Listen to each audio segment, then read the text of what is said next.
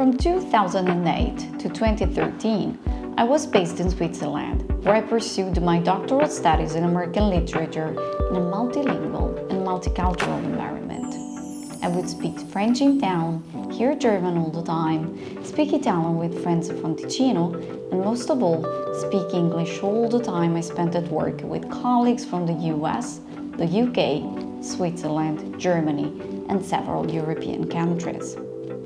In 2009, I was granted a fellowship by the Swiss National Fund, which enabled me to travel and present my research in Switzerland and abroad. I gave speeches at conferences in the Netherlands, Italy, Denmark, and the United Kingdom. I also participated in summer schools in London and in Paris with TSA Luther expert, Professor Jules Piersberger, and in Vienna at the Sigmund Freud University.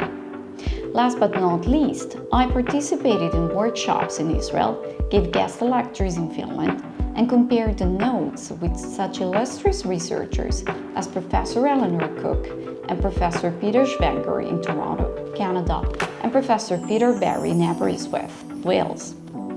The first time I gave a speech, then invited to a panel by Professor Neil Forsyth from the University of Lausanne, was at the University of Aarhus in Denmark in August 2008.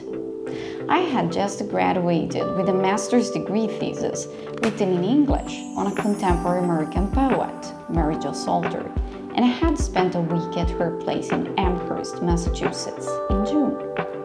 I felt confident about my English.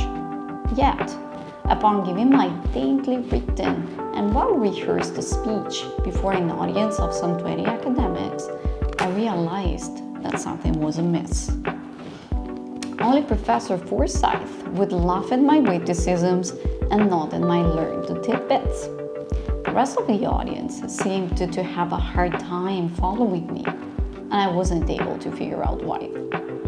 I would find out a couple of months later, in November of that same year, when I gave another speech at a conference in Switzerland under the guidance of the scholar who would later become my doctoral father, Professor Thomas Karl Ostenfeld.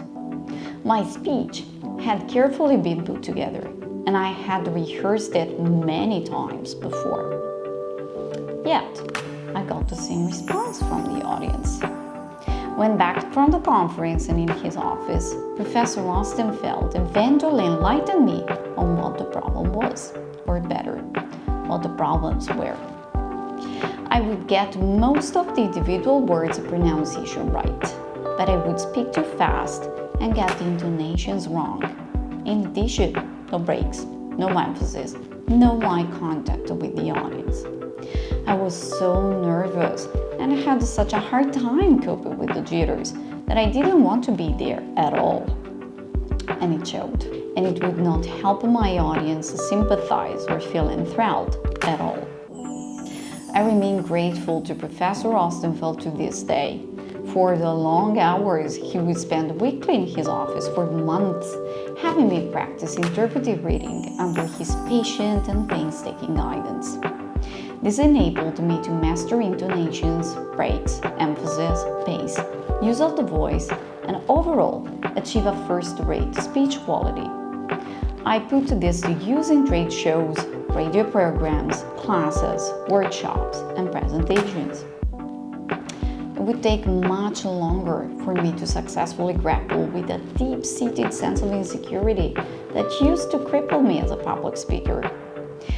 Establishing Personal English in 2015, after 1 year as a freelancer for other schools back in Italy, proved instrumental in shaping my professional persona and painting for me a different picture of myself than who I had thought to be when I was a would-be academic and a prospective wife in my late 20s.